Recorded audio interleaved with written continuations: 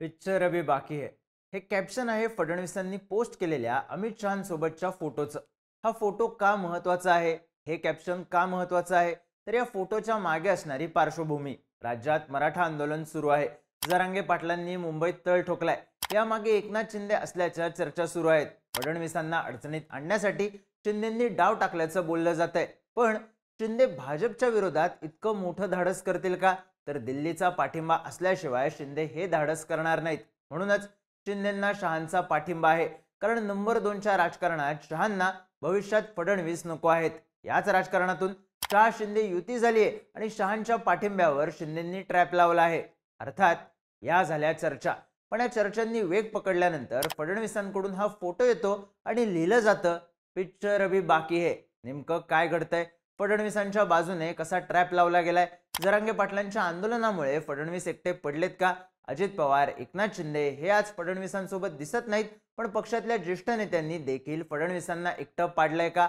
हा ट्रॅप भेदण्याची फडणवीसांनी तयारी कशी सुरू केली आहे? नेमका कुठला पिक्चर आंदोलन संपताना आपल्याला दिसू शकतो? पाहूयात या व्हिडिओतून. नमस्कार, मी चिन्मय आणि तुम्ही पाहताय बोलबिडू. सुरुवात करूया ती फडणवीस जरांगे पाटलांच्या आंदोलनामुळे टार्गेट कसे झालेत या मूळ मुद्द्यापासून. गतवेळी एकनाथ शिंदे मुख्यमंत्री असताना त्यांनी जरांगे पाटलांचं आंदोलन हाताळलं होतं. हे आंदोलन हाताळत असताना सगळे सोयरेचा जी.आर. काढणं, आंदोलकांना वाशीतच थांबवणं, स्वतः आंदोलनस्थळी उपस्थित राहणं अशा गोष्टी करून एकनाथ शिंदे मराठा आंदोलनकर्त्यांसमोर हिरो झाले होते. आता याच गोष्टींची तुलना देवेंद्र फडणवीस यांच्यासोबत होत आहे. मात्र एकनाथ शिंदे आणि देवेंद्र फडणवीस यांच्यासमोरचा राजकीय फोकस वेगळा असल्याने फडणवीस शिंदेंप्रमाणे मराठा आंदोलनकर्त्यांना ट्रीटमेंट देऊ शकत नाहीत. आणि तशी ट्रीटमेंट त्यांनी दिली तर त्यांच्यासाठी हा राजकीय आत्मघातच ठरू शकतो. नेमकं कसं? तर एकनाथ शिंदे हे जातीने मराठा. शिवसेनेची मुंबई बाहेरची वोट बँक पहिल्यांदा वाढली ती मराठवाड्यातून. बाळासाहेबांनी हिंदुत्वाचा पुकारा देऊन तेव्हाच्या औरंगाबादमध्ये आणि आजच्या संभाजीनगरमध्ये पहिली शाखा सुरू केली. पण मराठवाड्यात सेना वाढण्याचं मूळ नामांतराच्या चळवळीत होतं. नामांतरात विरोधी भूमिका घेतल्याने मोठ्या प्रमाणात बाळासाहेबांच्या शिवसेनेकडे मराठा मतदार आकर्षित झाला. या मराठा मतदारांना पुढे हिंदुत्वाकडे बाळासाहेबांनी शिफ्ट केलं. एकनाथ शिंदेंच्या मार्फत सेनेत फूट झाल्यानंतर हा मराठा प्लस हिंदुत्वाकडे शिफ्ट झालेला मतदार कायम ठेवणं शिंदेंसमोरचं प्रमुख आव्हान होतं. मराठा आंदोलनात मराठा आंदोलनकर्त्यांची थेट बाजू घेऊन एकनाथ शिंदेंनी हे आव्हान पेललं. लोकसभेत महायुतीचं पानिपत होत असताना छत्रपती संभाजीनगरमधून मराठा असणाऱ्या भुमरेंमार्फत महायुतीची एकमेव जागा आल्याचं दिसलं. हे शिंदेंच्या याच मराठा प्रो राजकारणामुळे.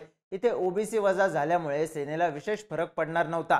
भाजपच्या युतीमुळे ओबीसी मतदान मिळेल हा शिंदेंचा अंदाज देखील बरोबर ठरला. मात्र भाजपचं तसं नाही.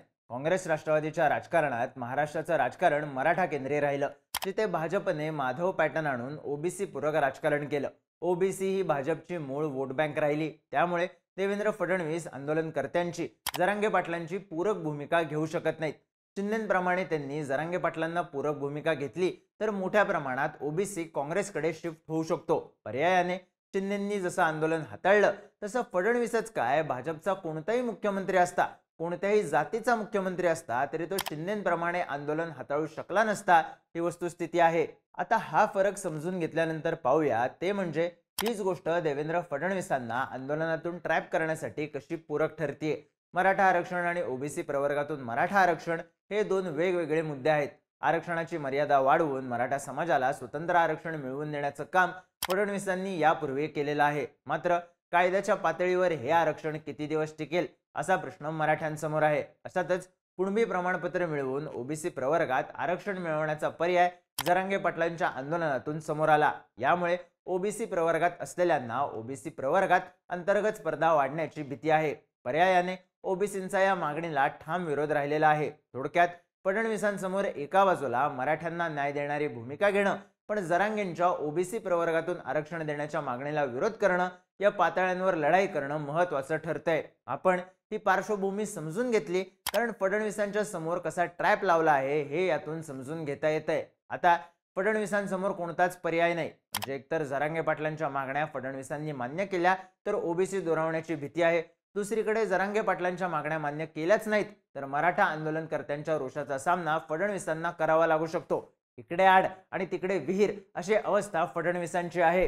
मग फडणवीस नेमका काय निर्णय घेतील किंवा हे आंदोलन कसं हँडल करतील? तर इथे फडणवीस 3-4 पातळ्यांवर काम करताना दिसत आहेत. नेमकं कसं? तर पहिल्या पातळीवर ओबीसी आरक्षणातून जरांगेंची मागणी आणि मराठा आरक्षण या दोन भिन्न गोष्टी असल्याचं सातत्यानं ठसवतायत. आपण सुरुवातीला बोललो त्याप्रमाणे जरांगेंची मागणी ओबीसी प्रवर्गातून आरक्षणाची आहे. त्यासाठी कुणबी प्रमाणपत्र मिळणं गरजेचं आहे. तर मराठ्यांना स्वतंत्र आरक्षण फडणवीसांच्या प्रयत्नांमुळे यापूर्वीच मिळालेलं आहे.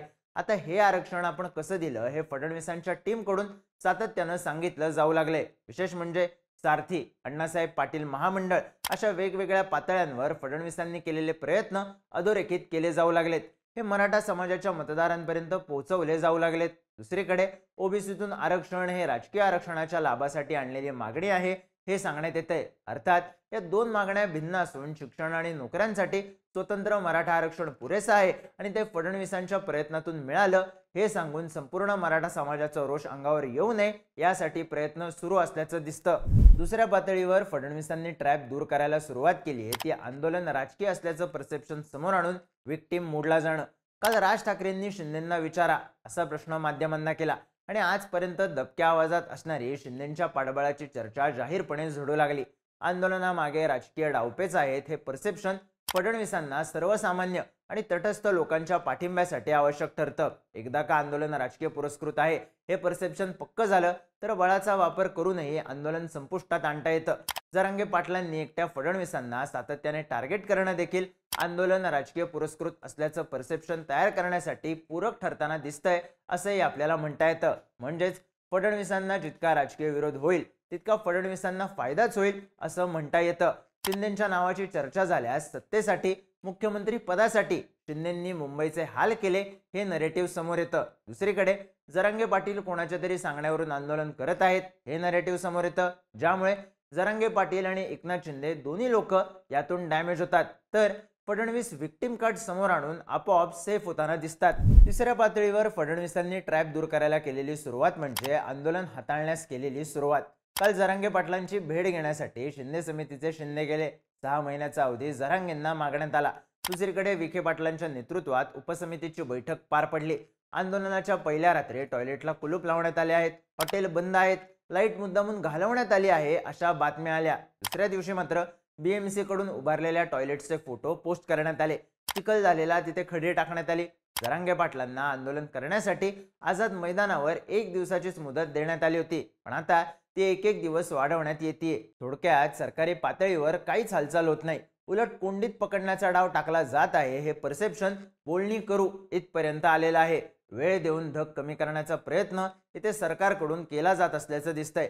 पुढच्या 2-4 दिवसात चर्चा केल्यास, अजून काही दिवस जाऊन दिल्यास जरांगे पाटलांना देखील तडजोड करावी लागू शकते. तसं झाल्यास एक प्रकारे फडणवीसांनी खेळी जिंकल्याचं परसेप्शन पुढे येताना दिसू शकतं. थोडक्यात फडणवीस स्ट्रॅटेजी आखून खेळत असल्याचं दिसू लागले. विशेष म्हणजे कालच्या शहांच्या भेटीनंतर आज सकाळपासून काय घडलंय तर एकनाथ शिंदेंनी दरेगाव गाठलंय, तर शिंदेंचे एकनिष्ठ समजले जाणारे उदय सामंत आणि दादा भुसे यांनी पत्रकार परिषद घेऊन शिंदेंनी मराठा आरक्षणासाठी केलेल्या कामांचा पाढा वाचण्यास सुरुवात केली आहे.